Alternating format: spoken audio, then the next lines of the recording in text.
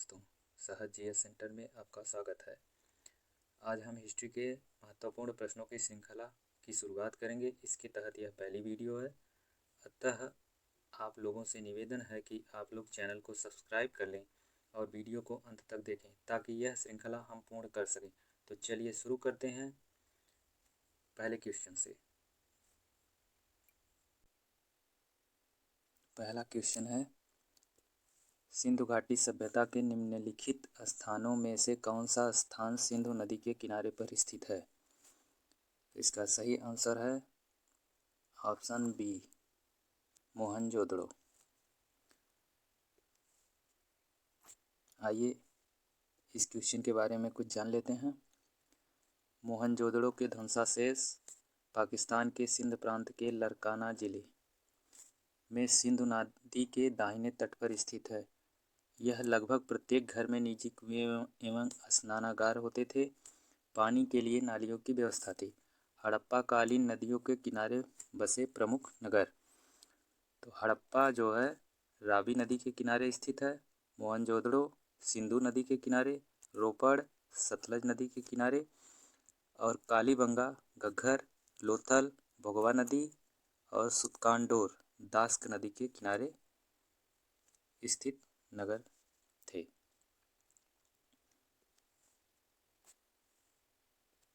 अगला क्वेश्चन है, सिंधु घाटी सभ्यता की लिपि कौन सी है? Option A Tamil, option B Kharoshthi, option C अज्ञात, ऑप्शन डी ब्राह्मी।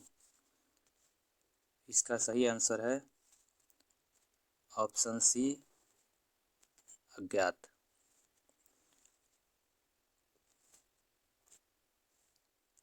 आइए इसके बारे में थोड़ी व्याख्या कर लें। सिंधु लिपि में लगभग 64 मूल चिन्ह तथा 250 से 400 तक अक्षर हैं, जो खेल सेल खड़ी की आयताकार मुहरों, तांबे की गुटिकाओं आदि पर मिलते हैं। यह लिपि चित्रात्मक थी। यह लिपि जो थी वो चित्रात्मक थी। यह लिपि अभी तक पढ़ी नहीं जा सकी है। इसीलिए दोस्तों, सिंधु घाटी सभ्यता की लिपि जो है वो अज्ञात है।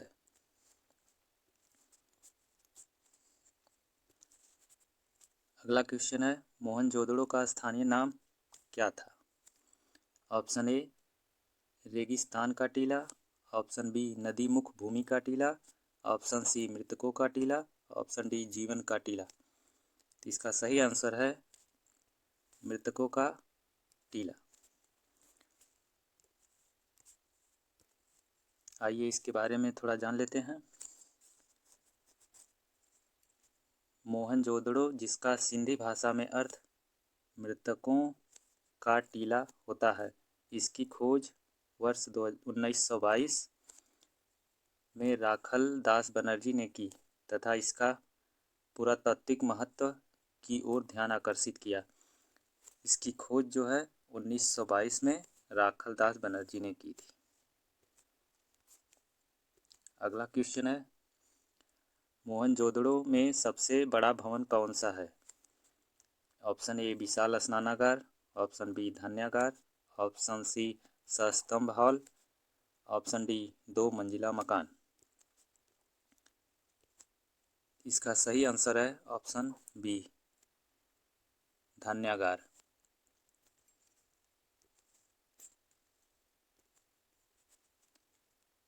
आइए इसकी थोड़ी प्रश्न की व्याख्या कर लेते हैं। मोहनजोदड़ो का धान्यागार 45.72 मीटर लंबा तथा 22.86 मीटर चौड़ा, जो कि वहाँ का सबसे बड़ा भवन था। मोहनजोदड़ो के विशाल स्नानागार की उत्तर से दक्षिण की ओर लंबाई 11.88 मीटर तथा पूर्व से पश्चिम की ओर चौड़ाई 7.01 मीटर थी। आइए अगले क्वेश्चन की तरफ चलते हैं। वैदिक आर्यों का प्रमुख भोजन था? ऑप्शन ए जौ और चावल, ऑप्शन बी दूध व इसके उत्पाद और ऑप्शन सी चावल और दालें, ऑप्शन डी सब्जियां और फल। इसका सही आंसर है ऑप्शन बी, दूध और इसके उत्पाद। ये आर्यों का प्रमुख भोजन था। आइए इस क्वेश्चन की थोड़ी व्याख्या कर लेते हैं। वैदिक आर्यों के भोजन में दूध, घी, दही आदि का प्रमुख महत्व था। ऋग्वेद में दूध में यव यानी कि जौ डालकर क्षीर, पकोदन तथा दही में बनने वाले पनीर का उल्लेख मिलता है। जौ के सत्तू को दही में डालकर करम्भ नामक भोज्य पदार्थ तैयार किया जाता था। ऋग्वेद में चावल और नमक का उल्लेख नहीं है।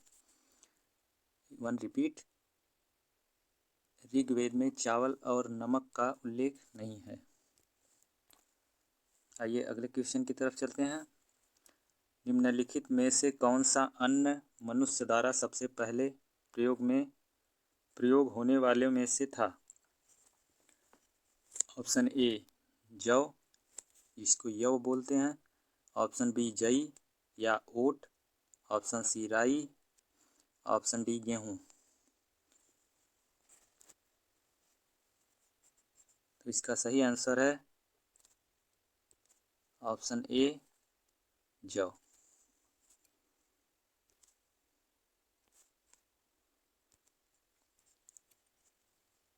अगला क्वेश्चन है, वैदिक लोगों द्वारा किस धातु का प्रयोग पहले किया गया था? ऑप्शन ए चांदी। ऑप्शन बी लोहा। ऑप्शन सी सोना। ऑप्शन डी तांबा। तो दोस्तों इसका सही आंसर है ऑप्शन डी तांबा। आइए इस प्रश्न की थोड़ी व्याख्या कर लेते हैं। ऋग्वैदिक लोगों द्वारा सर्वप्रथम तांबे का उपयोग किया गया था। ऋग्वैदिक लोगों द्वारा सर्वप्रथम तांबे का प्रयोग किया गया था। ऋग्वेद में अगस नामक धातु का उल्लेख है, किंतु इसकी पहचान संदिग्ध है। कुछ विद्वान इसे तांबा या कांसा या लोहा बताते हैं, किंतु ऋग्वैदिक आर्य लोहे से परिचित नहीं थे, इसलिए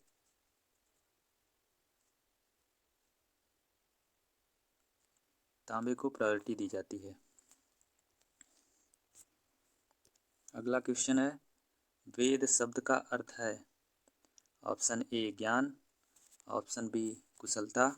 ऑप्शन सी बुद्धिमत्ता, टाइपिंग मिस्टेक है, सी बी। ऑप्शन डी शक्ति। दोस्तों इसका सही आंसर है ज्ञान।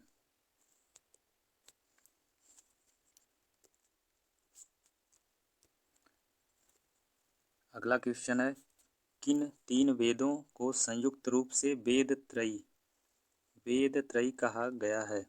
Option A Rigveda, Yajurveda, Atharvaveda. Option B Rigveda, Samaveda, Atharvaveda. Option C Rigveda, Samaveda, Yajurveda. Option D Yajurveda, Samaveda, Atharvaveda.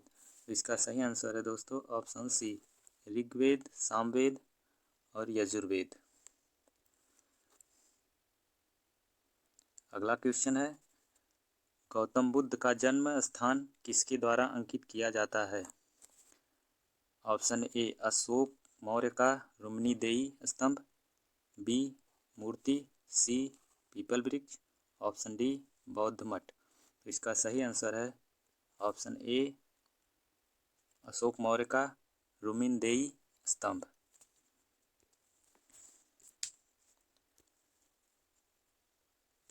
चलिए इस क्वेश्चन की व्याख्या कर लेते हैं। अशोक के रुम्नीदेई लघु स्तंभ लेख से पता चलता है कि वह अपने राज्याभिषेक के 20 वर्ष बाद लुम्बिनी ग्राम में गया। उसने वहां पत्थर की दीवार बनवाई और शिला स्तंभ खड़ा किया। वहां भगवान बुद्ध का जन्म 563 ईसा पूर्व हुआ था। अतः लुम्बिनी ग्राम का भूमिकर घटा के 1/8 भाग, जो पहले 1/6 भाग लिया जाता था, उसे घटा के 1/8 भाग कर दिया।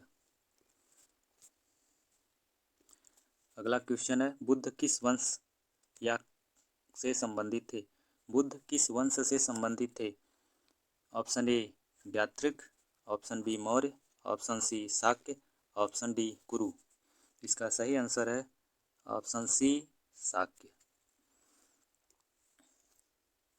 चलिए इस क्वेश्चन की व्याख्या कर लेते हैं।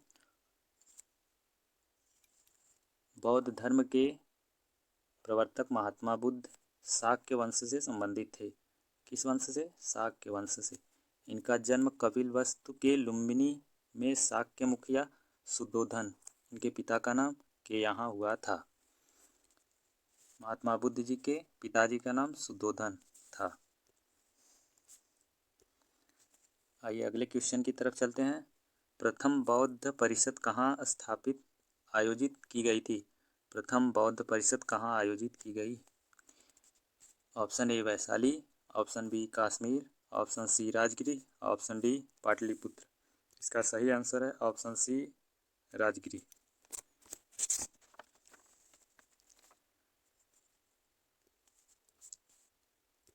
आइए इस क्वेश्चन की थोड़ी व्याख्या कर लेते हैं। जो प्रमुख बौद्ध सभाएं थीं वो इस प्रकार हैं। प्रथम बौद्ध संगीति जो हुई थी 483 ईसा पूर्व, स्थान राजगिरी में।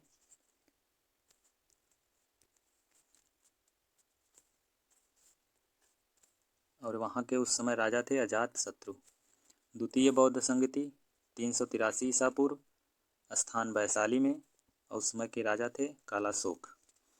तृतीय बौद्ध संगीति 247 ईसा पूर्व, स्थान पाटलिपुत्र, और उस समय राजा थे अशोक मौर्य।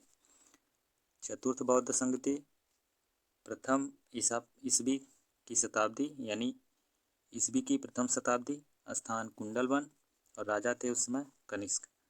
ये चारों बौद्ध सभाएं जो थी इस प्रकार हुई थी। अगला क्वेश्चन है, भारत में जैन धर्म का संस्थापक कौन है? Option A Gautam Buddha, option B Mahavir, option C Chandragupta, option D Ashok. इसका सही आंसर है ऑप्शन बी महावीर। आइए इस क्वेश्चन की व्याख्या कर लेते हैं। भारत में जैन धर्म के प्रथम तीर्थंकर ऋषभदेव। जैन धर्म के प्रथम तीर्थंकर जो थे वो ऋषभदेव या आदिनाथ को माना जाता है। और इसके प्रथम उल्लेख ऋग्वेद में 22वें तीर्थंकर, ऋग्वेद में जो इनका प्रथम उल्लेख है वो 22वें तीर्थंकर के रूप में अरिष्टनेमी के साथ मिलता है। जैन धर्म का वास्तविक संस्थापक 24वें तीर्थंकर महावीर स्वामी को माना जाता है। महावीर स्वामी जो थे वो 24वें तीर्थंकर थे। तो अगला क्वेश्चन है, जैन धर्म का पहला तीर्थंकर किसे माना जाता है? Option A Parshvanath, option B Mahavir Swami, option C Rishabhdev, option D Ajitnath. तो इसका सही आंसर है ऋषभदेव, ऑप्शन सी। अगले क्वेश्चन की तरफ चलते हैं। वर्धमान महावीर ने परिनिर्वाण कहाँ प्राप्त किया था? Option A Pava, option B Sarnath, option C Vaishali, option D Shravanabelagola. इसका सही आंसर है पावा, इसको पावापुरी बोलते हैं। आइए इस क्वेश्चन की व्याख्या कर लेते हैं। वर्धमान महावीर ने मल्ल महाजनपद की राजधानी पावापुरी, यहाँ से क्वेश्चन बनेगा मल्ल महाजनपद की राजधानी कौन सी है? वो है पावापुरी में परिनिर्वाण प्राप्त किया था। पावापुरी बिहार राज्य के नालंदा जिले में स्थित है। जैन साहित्य को क्या कहते हैं? अगला क्वेश्चन है दोस्तों, जैन साहित्य को क्या कहते हैं? Option A Tripitaka, option B Veda, option C आर्य सूत्र, ऑप्शन डी अंग। तो जिसका सही आंसर है ऑप्शन डी अंग। आइए इस क्वेश्चन की व्याख्या कर लेते हैं। जैन साहित्य को आगम या सिद्धांत कहा जाता है। इसके अंतर्गत आगम के अंतर्गत 12 अंग, 12 उपांग, 10 प्रकीर्ण, 6 से छेद सूत्र, 4 मूल सूत्र एवं अनुयोग सूत्र आते हैं। और बौद्ध साहित्य को त्रिपिटक कहा जाता है।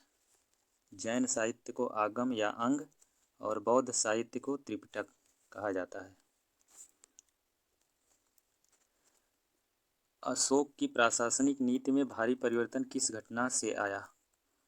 क्वेश्चन है, अशोक की प्रशासनिक नीति में भारी परिवर्तन किस घटना से आया? ऑप्शन ए तीसरी बौद्ध परिषद, ऑप्शन बी कलिंग युद्ध, ऑप्शन सी बौद्ध धर्म को अपनाना, ऑप्शन डी मिशनरी को सिलोन भेजना। तो इसका सही आंसर है कलिंग युद्ध। आइए इस क्वेश्चन की व्याख्या कर लेते हैं। अशोक की प्रशासनिक नीति में भारी परिवर्तन कलिंग युद्ध की घटना के बाद आया।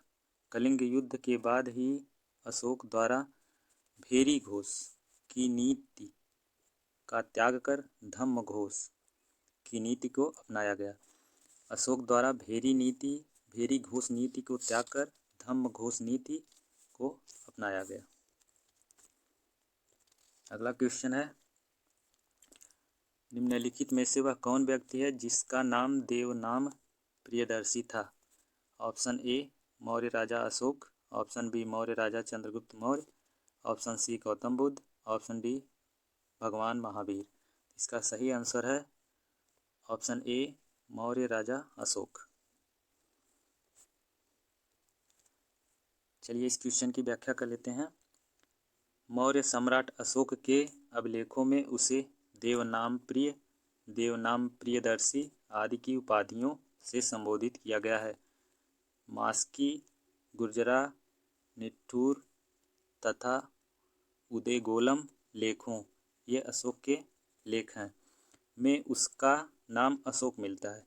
इन अभिलेखों में उसका नाम अशोक मिलता है, जैसे मास्की, गुर्जरा, निठुर तथा उदेगोलम लेखों में उसका नाम अशोक मिलता है तथा पुराणों में उसे अशोकवर्धन कहा गया है।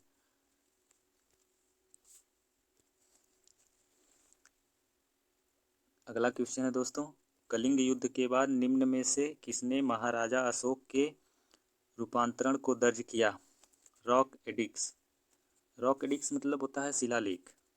तो option A rock edicts second, option B rock edicts fourth, option C rock edict 6, option D rock edict 13। तो इसका सही आंसर है रॉक एडिक्ट 13, 13वें शिलालेख, 13वें शिलालेख में मिलता है। आइए इस क्वेश्चन की व्याख्या कर लेते हैं। 13वें शिलालेख से कलिंग युद्ध के संदर्भ में स्पष्ट साक्ष्य मिलते हैं। यह घटना अशोक के अभिषेक के 8 वर्ष बाद, राज्याभिषेक के 8 वर्ष बाद अर्थात 261 ईसा पूर्व में घटित हुई। कौन सी घटना? कलिंग युद्ध। इस शिलालेख में उसने कलिंग युद्ध से हुई पीड़ा पर दुख और पश्चाताप व्यक्त किया और युद्ध त्याग कर घोषणा की।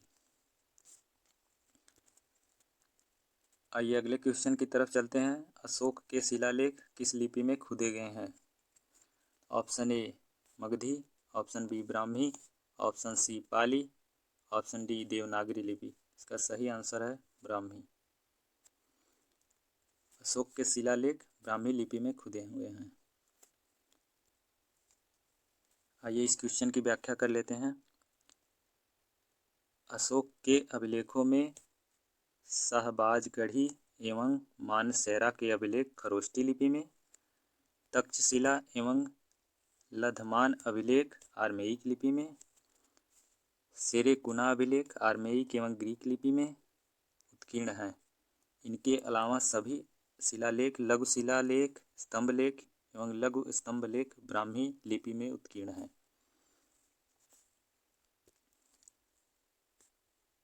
आइए अगले क्वेश्चन की तरफ चलते हैं। निम्न में से किसने और कब पहली बार अशोक के शिलालेखों का अर्थ स्पष्ट किया? ऑप्शन ए 1810 में हैरी स्मिथ, या और ऑप्शन बी 1787 में जॉन टावर, ऑप्शन सी 1825 में चार्ल्स मेटकॉफ, ऑप्शन डी 1837 में जेम्स प्रिंसिप। इसका सही आंसर है ऑप्शन डी 1837 में जेम्स प्रिंसिप ने अशोक के शिलालेखों को पढ़ा था। आइए इस क्वेश्चन की व्याख्या कर लेते हैं। सर्वप्रथम 1837 ईस्वी में जेम्स प्रिंसिप नामक विद्वान ने अशोक के शिलालेखों को पढ़ा था, जबकि सबसे पहले 1750 में स्टीफेन थेलर महोदय द्वारा खोजा गया अभिलेख दिल्ली मेरठ अभिलेख था। प्रसिद्ध इतिहासकार D.R. भंडारकर महोदय ने तो मात्र अभिलेखों के आधार पर अशोक के इतिहास लिखने का प्रयास किया है। तो दोस्तों, आज का प्रैक्टिस सेशन बस यहीं तक। अब मिलते हैं नेक्स्ट वीडियो में। पूरी वीडियो देखने के लिए धन्यवाद। आपका दिन शुभ हो। धन्यवाद।